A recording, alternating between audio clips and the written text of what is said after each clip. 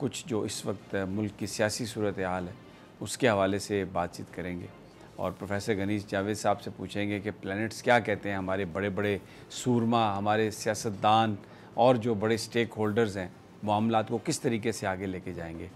Professor साहब बहुत शुक्रिया, आप हमारे साथ हैं। Thank you. तो ये बयान फरमाइए कि जो इस वक्त मौजूदा सियासी महाज आराई है उसमें कैंटोनमेंट बोर्ड का जो इलेक्शन है वो मार्का, उसमें मुस्लिम लीग नून ने बहुत बेहतर नतायज पेश किए हैं, तो कुछ सूरत हाल उनकी कुछ बनती नज़र आती है आपको, शहबाज साहब की, नवाज़ साहब की, मरीम साहबा की? हाँ, जो किसी हद तक सूरत हाल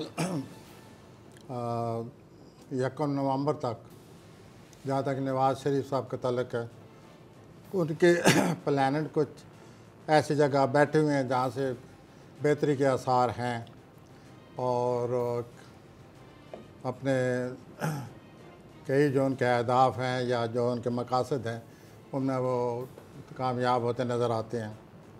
लेकिन साथ साथ ये भी है कि उनकी तहरीर व तकरीर में कुछ ऐसी बातें नज़र आ रही हैं जिससे वो आम शख्सियात को मज़ीद बरंगेख्त कर सकते हैं। तो ये मामला ऐसे ही रहेगा जिस तरह के कुछ लोग कुछ दो, लेकिन उनसे नवाज शरीफ साहब से गलतियां सरज़द हो सकती हैं आने वाले दिनों में और वो तनकीद को बर्दाश्त नहीं करेंगे।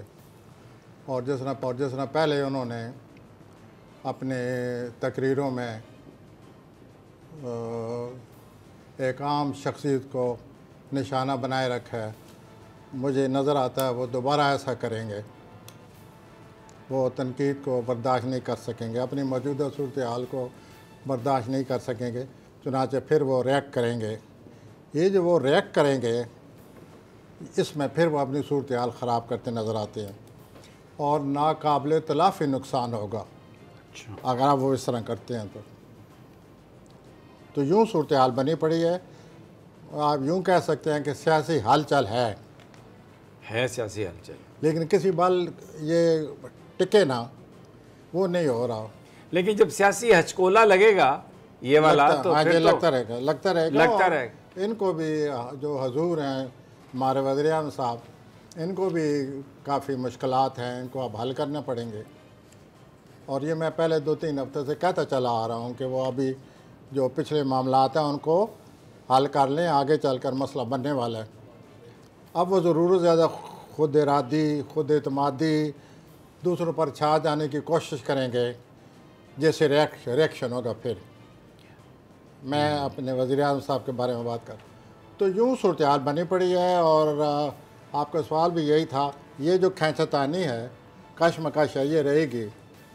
अच्छा, एक और जो फिनोमेना नया जो आया है, ये महंगाई में बतदरीज तो इजाफा हो रहा था, लेकिन अभी अचानक एक बड़ा जंप लगा है, बड़ा डॉलर की कीमत भी इतनी उसको उड़ान पड़ गई है, पर लग गए हैं, तेल महंगा, गैस महंगी, बिजली महंगी, खाने पीने की चीज़ें महंगी, ये अचानक एक बड़ा महंगाई का तूफ़ान आया है। तो क्या जो हमारे लोग हैं उनके जो सितारे हैं वो कुछ थोड़ा इस हवाले से कुछ बताते आपको नज़र आते हैं कि कमी होगी इसमें? नहीं सर, कोई कमी नहीं नज़र आती, बल्कि जहाँ तक अवाम का तल्लुक़ है, लोगों का तल्लुक़ है, वो ज़ोल के ज़ेर असर हैं पाकिस्तान के अवाम। और जो ज़ोल के ज़ेर असर होने की वजह से उनमें ये रद्द-ए-अमल, ये मायूसी, ये सिलसिला चलता रहेगा। बल्कि कई दफ़ा तो बाकायदा इज्तिमाई रद्द-ए-अमल बन जाता है। जी, मैं यही पूछ रहा था कि ये इज्तिमाई रद्द-ए-अमल तो नहीं बनेगा? मुझे लगता है ना जी, अगर ज़ोल की मौजूदगी, जैसे मैं अक्सर ज़ोल के बारे में कहता रहता हूँ, तो ये रद्द-ए-अमल, इज्तिमाई रद्द-ए-अमल बनता जा रहा है ना जी। आप आए दिन महसूस करते होंगे कि इसमें वो सिलसिला बढ़ता जा रहा है, एहतजाज का, रद्द-ए-अमल का, लोगों की बेइत्मीनानी का। तो ये सिलसिला तो चला हुआ है और ज़ोल की मौजूदगी की वजह से ये सिलसिला ऐसे ही रहेगा। तो कोई ऐसा प्लेनेट आपको नज़र नहीं आ रहा जो ज़ोहल की इस मौजूदगी को थोड़ा न्यूट्रलाइज कर सके? फ़िलहाल तो 28 दिसंबर तक एक प्लेनेट है, उस प्लेनेट का नाम है मुश्तरी। अच्छा, मुश्तरी, वो ज़ोल के साथ साथ आ रहा है, लेकिन 28 दिसंबर के बाद वो छोड़ जाएगा, ज़ोल रह जाएगा अकेला। ये तो मतलब अभी तबाहियां आगे आनी है। इसके दो फ़ायदे होंगे। मुश्तरी का ज़ोल से जुदा होने से अल्लाह मेरी बात में बरकत डाले, अल्लाह मेरी बात में बरकत डाले। इनके जुदा होने से कोरोना ऐसा नहीं रहेगा जैसे अब उसकी शिद्दत है, नंबर 1। दूसरा, ज़ोल के अकेले रह जाने से, ये जो आपने सवाल किया हुआ है कि लोगों को कोई मुफाहमत की उम्मीद हो सकती है, लोगों में कोई ऐसा हो सकता है उनके ख्यालात में तब्दीली आ जाए, हुकूमत का साथ देने लगे, ऐसा नज़र नहीं आता। अच्छा, यूँ ये रद्द-ए-अमल जारी रहेगा। और ज़ोल के अकेला रह जाने के बाद 28 दिसंबर के बाद ज़ोल 2022 में पूरा साल पाकिस्तान के ज़ोल मौजूद रहेगा और उसकी वजह से ये अवामी रद्द-ए-अमल के बढ़ने का ख़तरा है, जो कि बज़ाहिर लगता है कि बढ़ता जा रहा है। लेकिन एक सवाल ये है, खतरनाक की बातें बता रहे हैं प्रोफेसर साहब। नहीं ना, खतरनाक की बातें नहीं बता रहा, जो है सबसे ज्यादा पीक पे कब होगा? पीक पे कब होगा ये रद्द-ए-अमल? ये पीक पर रद्द-ए-अमल जो है अगले साल के जनवरी-फरवरी में हो सकता है, अगस्त में हो सकता है, क्योंकि अगले साल ये मुश्तरी ज़ोल के साथ नहीं होगा, ज़ोल अकेला रह जाएगा। नहीं, फिर एक सवाल इसमें यह है, अगर रद्द-ए-अमल उन दिनों में पीक पर होने का एहतमाल है तो वो टाइम फिर इलेक्शन कराने के लिए तो मुनासिब नहीं है। तो इलेक्शन टाइम का होते वक्त कौन सा वक्त सही होता है? जब कम से कम आपके हवाले से गुस्सा कम हो, नाराज़गी कम हो। नहीं सर, ये ऐसा नहीं नज़र आता ज़ोल की मौजूदगी में।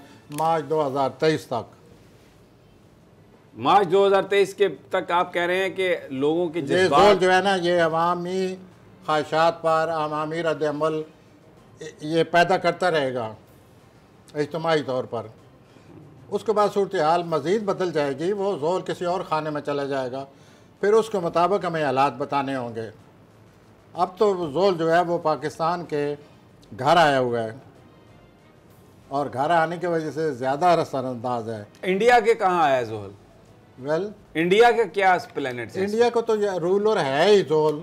ओहो, उनके ये दूसरे खाने में आया हुआ है। उनको जितना उन्होंने कोई माल कहीं लगाया हुआ था, करोड़ अरब रुपया, वो ज़ाया हो चुका है और वो ज़ोल ने ज़ाया करा दिया है।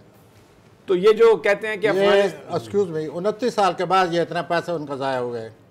29 साल के बाद इंडिया का, और ज़ोल इसको ले उड़ा है, सफाई कर दी है और बहुत नुकसान हो गए।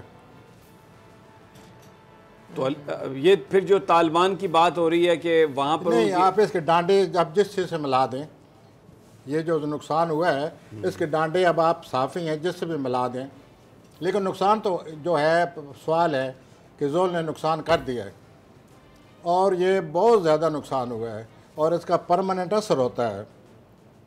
अब ये इंडिया पर असर रहेगा और अभी अगले साल हिंदुस्तान के पैसे के खाने में ज़ोल ने रहना है, अभी मज़ीद नुकसान का ख़तरा है। अच्छा, इसका मतलब ये है कि इंडिया के लिए तो कोई अच्छी खबर नहीं है।